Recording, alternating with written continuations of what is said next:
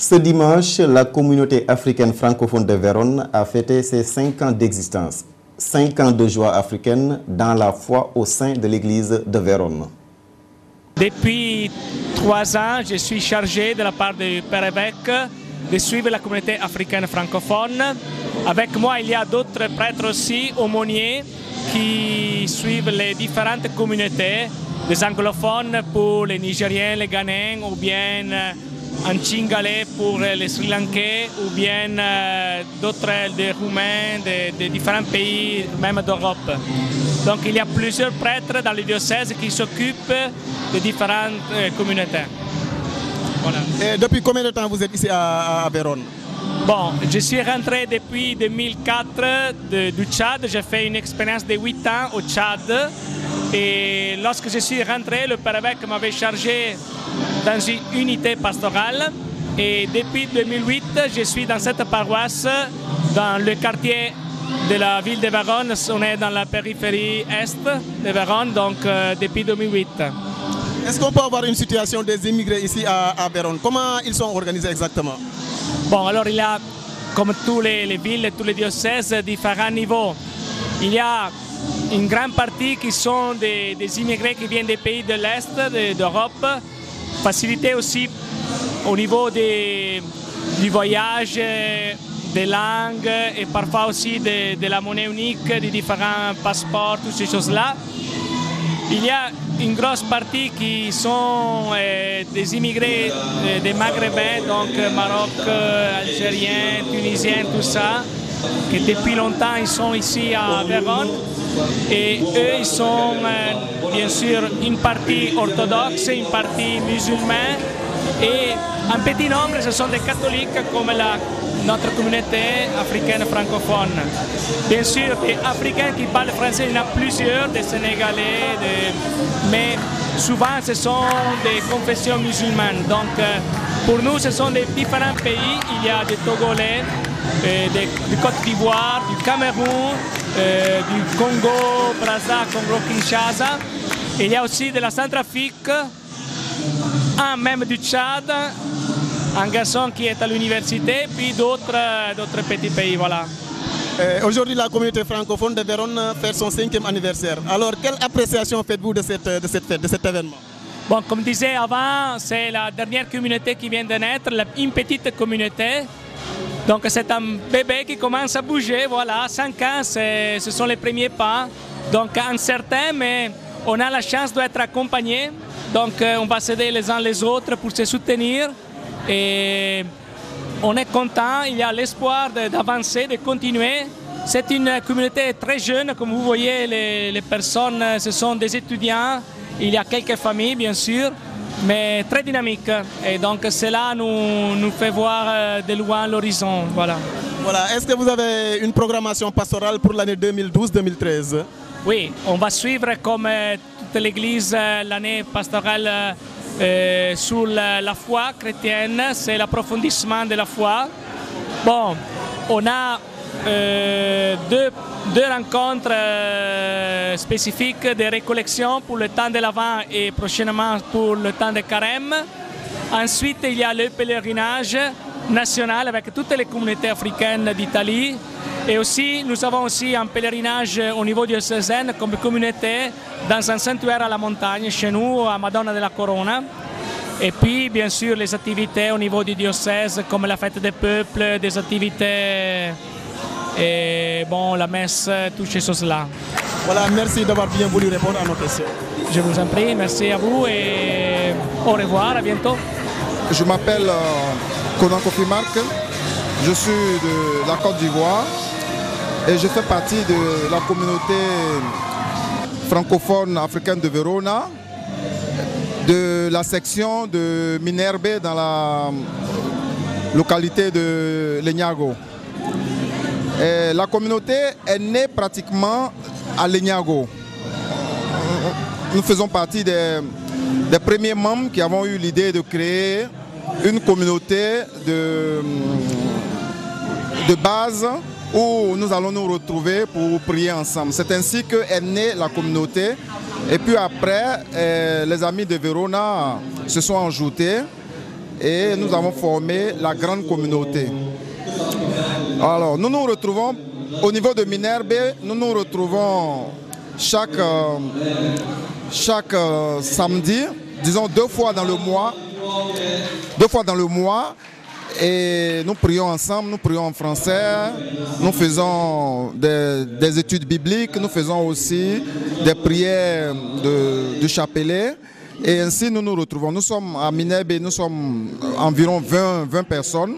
Au départ nous étions un peu plus, mais certains sont partis pour des raisons de travail et pour d'autres raisons sont partis de la ville. Mais néanmoins, nous continuons. Et c'est une bonne chose pour nous parce que ça nous permet de nous ressentir encore comme en Afrique, de créer une communauté dans laquelle nous nous retrouvons pour prier parce que comme nous ne pouvons pas vivre sans prier, alors c'est une bonne chose et nous sommes vraiment contents de cela. L'enfant est né, vraiment il est en train de grandir et 5 ans ce n'est pas petit parce que nous avons fait un long chemin et aujourd'hui nous nous retrouvons ici pour essayer d'évaluer vraiment durant ces 5 années ce qui s'est passé, de voir ce qui a marché, ce qui n'a pas marché pour perfectionner et aller encore de l'avant. Et nous sommes contents parce que au fur et à mesure que les années passent, le nombre de personnes augmente et c'est une bonne chose. Avez-vous un appel à lancer à la communauté? Oui, et il serait intéressant que tous les jeunes immigrés qui parlent la langue française viennent avec nous parce que ce n'est pas seulement se retrouver pour prier, mais au moins pour échanger, pour faire des connaissances, parce que nous venons de divers pays, Cameroun, Togo, Bénin, Côte d'Ivoire, ce qui fait qu'il y a vraiment une richesse quand on se retrouve pour échanger et ça c'est une bonne chose. Voilà, je vous remercie. Ok, merci. Je m'appelle Gaté Kadila Gaël, je suis du Burundi. Je suis ici à Vérone, je fais l'université, la 2e année infirmerie. Alors la communauté francophone de Vérone fête aujourd'hui son anniversaire, c'est 5 ans. Alors quelle est votre appréciation par rapport à cet événement? Non, c'est un grand plaisir pour nous de pouvoir s'arrêter et de pouvoir un peu reconsidérer, revoir le parcours qu'on a fait pendant 5 ans. Et on doit dire que le bilan est très positif parce qu'on a commencé qu'on était très peu, maintenant on a un bon groupe, un bon nombre aussi de jeunes et de moins jeunes aussi. Et puis on a eu aussi pendant ces 5 ans l'occasion de développer des petits groupes dans la communauté qui nous permettent de pouvoir vivre en profondité d'autres moments, même en dehors de la messe et des célébrations qu'on fait d'habitude. Voilà, parlant de la communauté, est-ce qu'on peut savoir comment vous vous êtes organisé ici en tant que fille?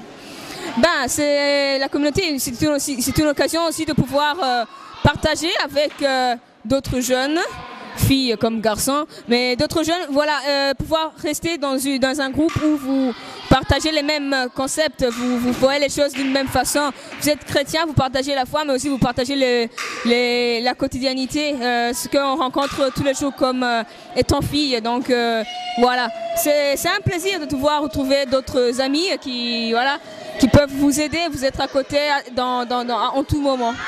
Est-ce que vous avez un appel à lancer à la communauté? À la communauté de Vérone? Oui. Non, l'appel est très simple, c'est que comme ça a été toujours un plaisir de vivre avec eux, de partager ces moments, j'espère qu'on va toujours le faire, on va encore partager d'autres années et pouvoir aussi inviter d'autres jeunes encore, d'autres francophones qui viennent partager avec nous cette chose très belle qui est en fait la communauté, la quotidiennité pour pouvoir vivre tous les jours dans la foi et dans l'amitié. Voilà, vous êtes originaire du Burundi. Est-ce qu'on peut avoir une idée sur les Burundais ici en Italie, du point de vue statistique? Non, les Burundais en Italie, je n'ai pas vraiment les statistiques, mais on est très peu parce que la coopération entre l'Italie et le Burundi ne date pas de très longtemps. Donc on est encore un petit groupe et voilà.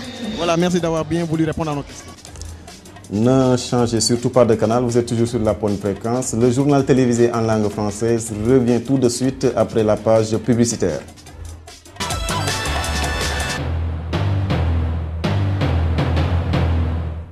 Jesus is alive. Jesus is Alive Church International. For the anointing, you have to pay a price, but it's free. Pastor in charge, Bishop Alfred Mensah Jr., General Overseer. Come and fellowship with us to end your blessing. When you come with sorrow, you will go home with joy. Our Sunday service is 10 a.m. to 1 p.m. Friday prayer service is from 7:30 p.m. to 9 p.m. Venue, Via Valdis Cavern number 1, Brescia, Italy.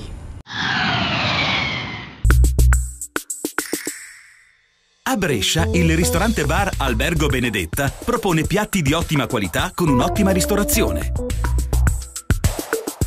Lo staff del ristorante bar Albergo Benedetta è in grado di offrire con professionalità un servizio accogliente e dinamico per far diventare speciale ogni vostra occasione.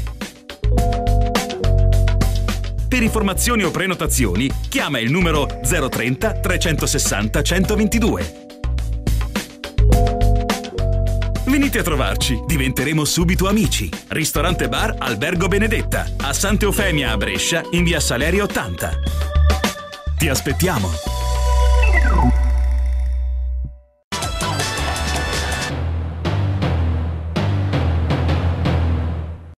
En République démocratique du Congo, les rebelles du M23 aux portes de Goma. Des militaires et des représentants des autorités congolaises ont fui Goma ce dimanche face à la menace rebelle. Les hommes du M23 se trouvent aux portes de la ville.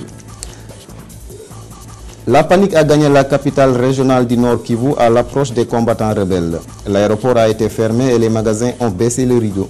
Les membres du M23 sont dans ces rebelles ayant quitté l'armée en avril dernier après l'avoir réintégré en 2009. Le Rwanda et l'Ouganda voisins sont accusés de les soutenir. Dimanche, les 1400 casques bleus de la mission de l'ONU en République démocratique du Congo n'ont pas quitté leur base au nord de Goma, à l'approche des rebelles. Depuis l'éruption des combats en avril, 750 000 personnes ont fui leur maison dans l'est du pays. La ville de Goma, peuplée d'1 million d'habitants, abrite des centaines de milliers de déplacés. L'Afrique de l'Ouest est prête à envoyer une force dans le nord du Mali. 3300 soldats sont sur le pied de guerre pour reconquérir le nord du Mali. Les dirigeants des États d'Afrique de l'Ouest se sont mis d'accord pour envoyer cette force sur une durée d'1 an. Ce sont justement les pays membres de la CEDEAO qui fourniront les troupes en priorité. La CEDEAO n'attend plus que l'aval du Conseil de sécurité de l'ONU. Nous espérons obtenir le feu vert du Conseil de sécurité de l'ONU à la fin du mois de novembre ou début décembre, a indiqué Alassane Ouattara, chef de l'État ivoirien et président en exercice de la CEDEAO. La force d'intervention pourra alors être mise en place en quelques jours. Plusieurs bataillons du Nigeria, du Niger, du Sénégal, du Burkina Faso se tiennent prêts à intervenir dans le nord du Mali. Les Nations Unies doivent se charger du soutien financier. La France s'est dite disponible pour offrir un soutien logistique. L'opération militaire vise à déloger les groupes islamistes armés, principalement Al-Qaïda au Maghreb islamique et Ansar Dine. Ils contrôlent totalement le nord du Mali depuis la fin du mois de juin et imposent notamment la charia à la population. Maintenant, nous sommes arrivés à la fin de l'édition de ce jour. Il ne me reste qu'à vous dire au revoir. Merci de nous suivre. Merci de suivre les programmes de Rete Brescia, la télévision par passion, mais aussi une télévision où l'on parle toutes les langues. Bonne suite de programmes et au revoir.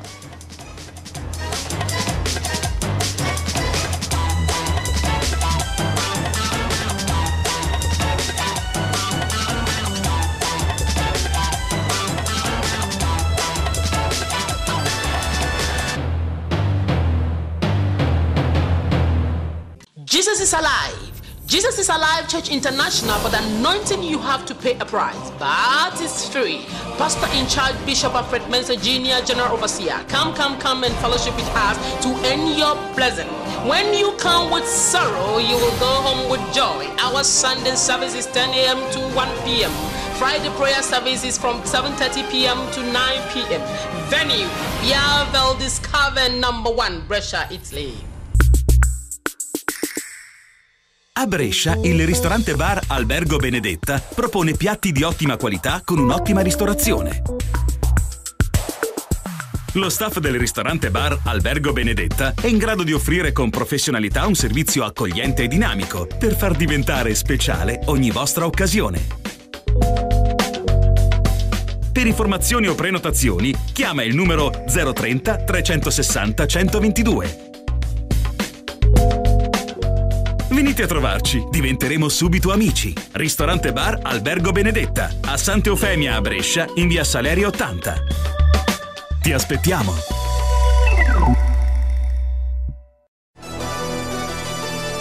RTV Virgilio. Adesso su canale 819 Sky.